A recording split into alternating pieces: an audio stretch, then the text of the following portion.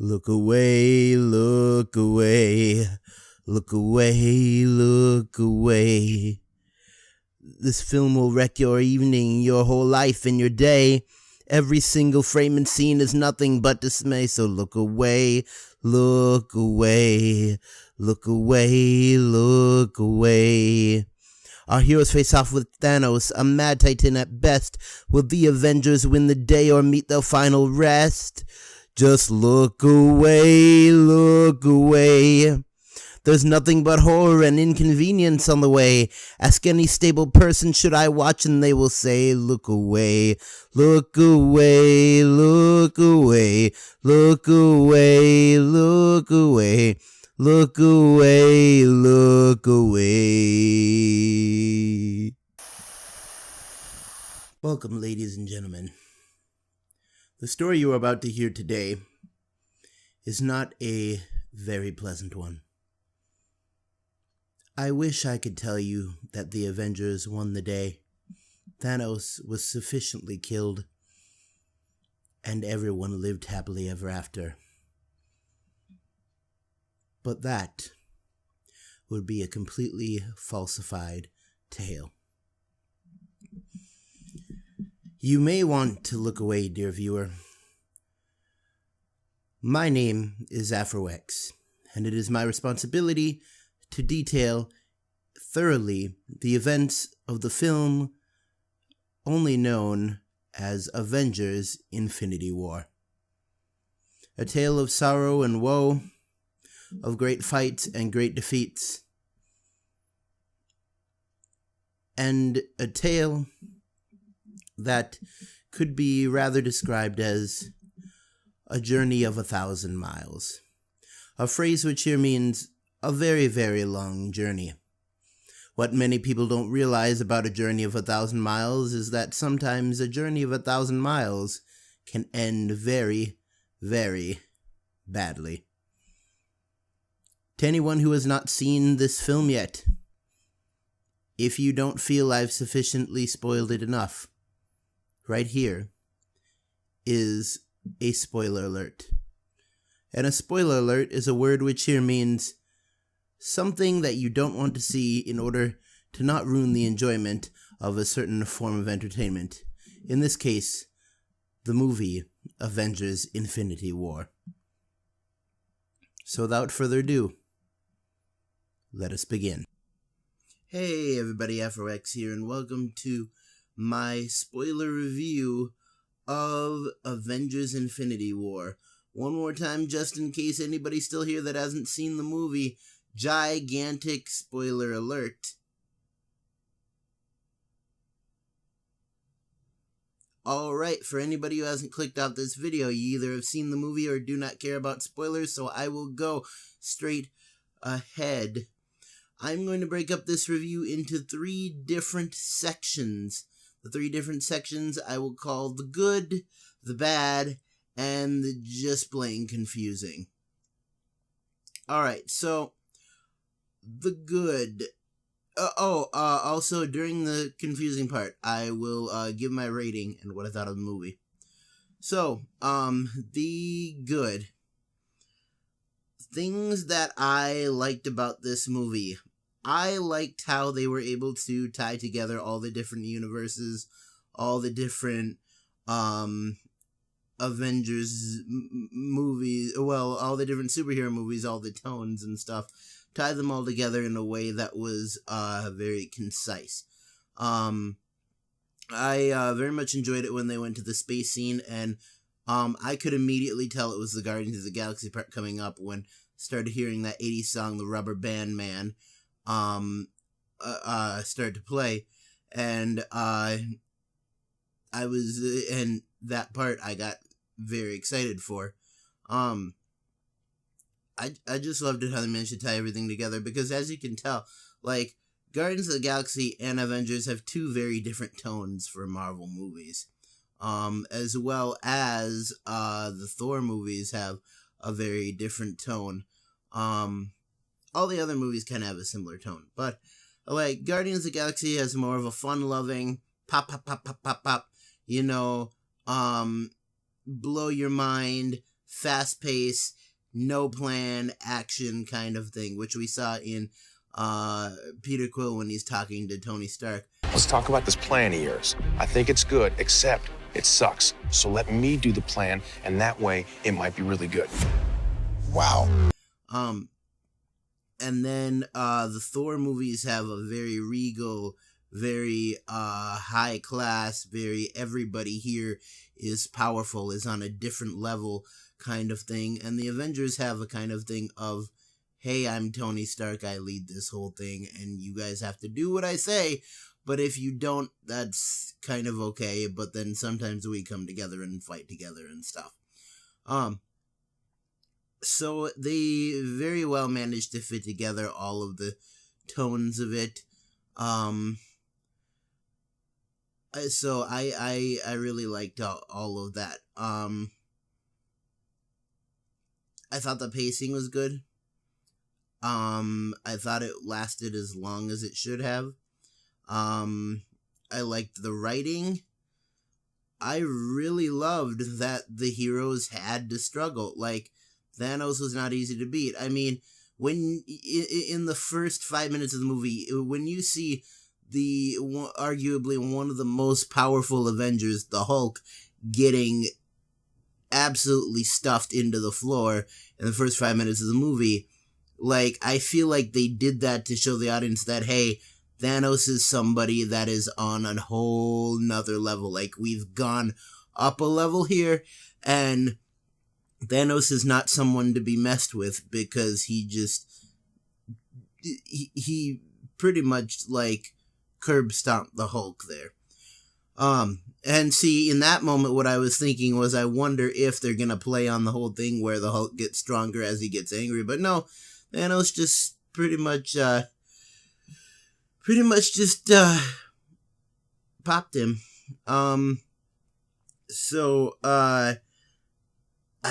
mean, I like how they did that to set up the we need to fear Thanos thing.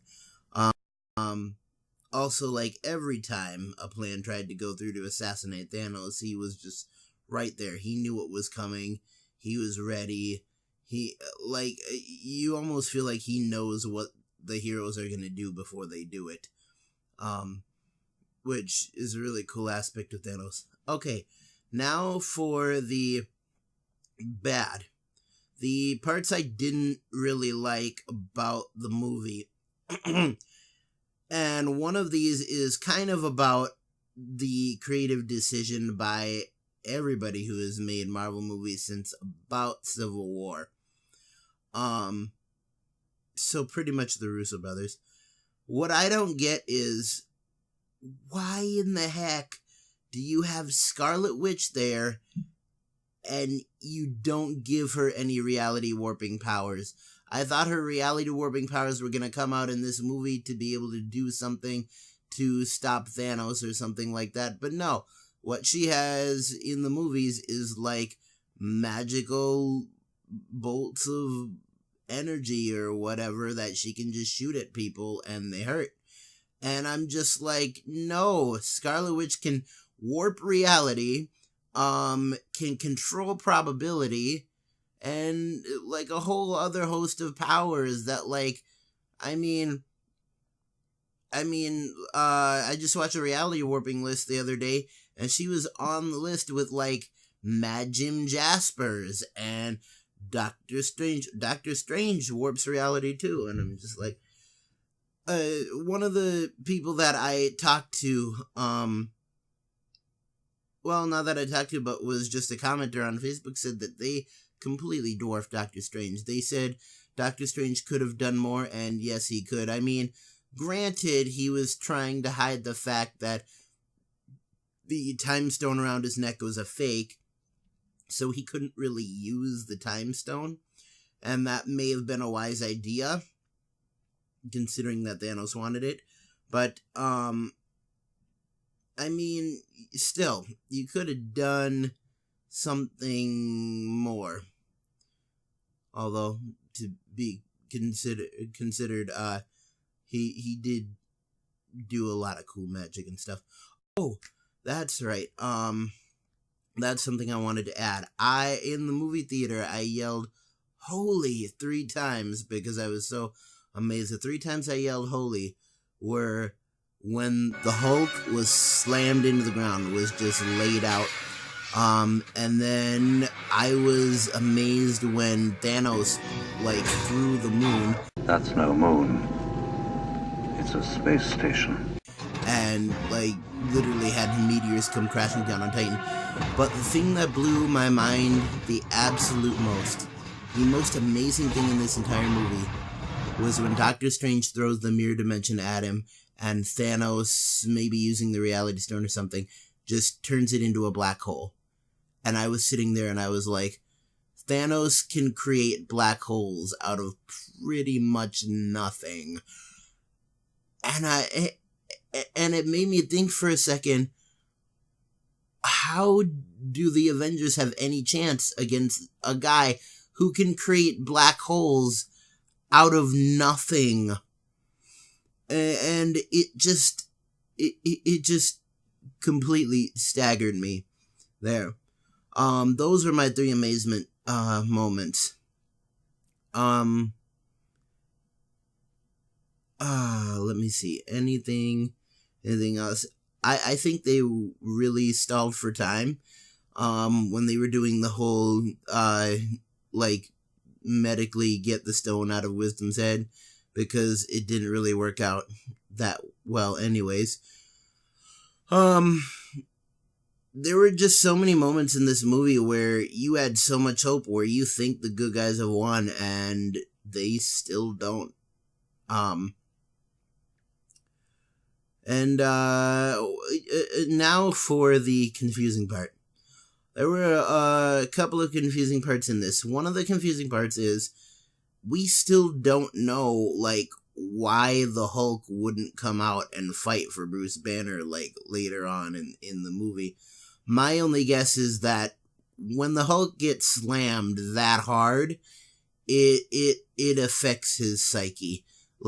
He sees Thanos slam him that hard, and, no one would want to come out to face Thanos after that. The Hulk is very prideful, I think, and, he just doesn't want to go through that experience again, but that might not be the reason at all. But I was still very confused. They never answered why the Hulk wouldn't come out for Bruce Banner. The other thing that I thought was very confusing, which was a director's choice, was that Thanos' motivation for destroying half the universe was just because he wanted to see the universe become well populated and thrive again. And that was not the original reason in the comics.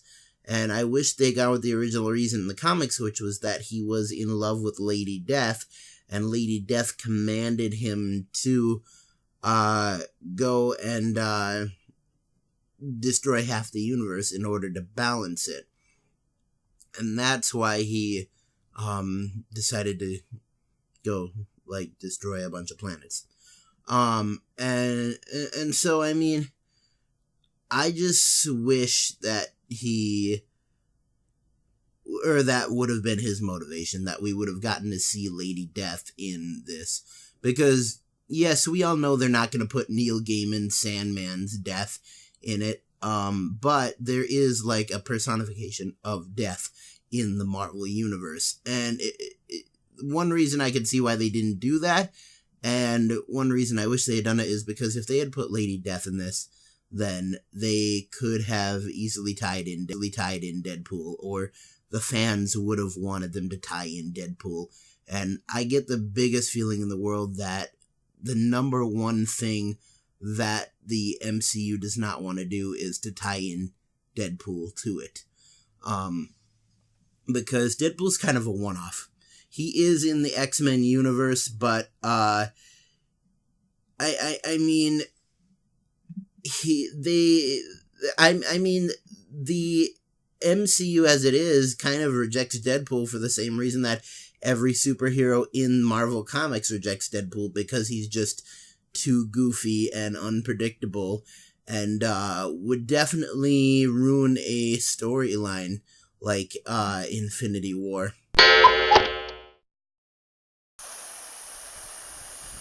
Hello everybody, and welcome to Let's Play Who Died in Avengers Infinity War.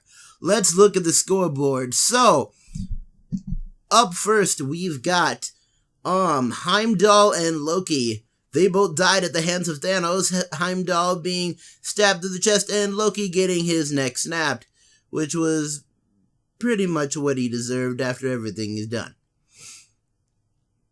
Next up, we have Gamora, who was sacrificed by being thrown off a cliff to get the Soul Stone. After that, everybody who died kind of just faded away after Thanos' whole plan worked, except for Vision. Vision died by getting the Mind Stone pulled out of his head. Everybody else kind of faded into dust. Now let's check out the scoreboard. We have Scarlet Witch has died. Pretty much everybody on the Guardians of the Galaxy has died. Drax the Destroyer, Mantis, as already mentioned, Gamora, and Doctor Strange has died. Spider-Man has died. And, let's see, anybody else? Yes, and the greatest death, probably of all. Groot is dead, guys. He's dead. Oh man, Groot is dead, guys. I need to take a moment. I need to take a moment to think about this. The internet is never gonna be the same. But yeah, no, guys, yeah, Groot's dead. Moving on, who do we have left? Falcon, also gone. Winter Soldier, gone also. So let's start looking at who is left. We have the entire cast of the original Avengers. So we're talking like Black Widow, Hulk. We still have what is it? We still have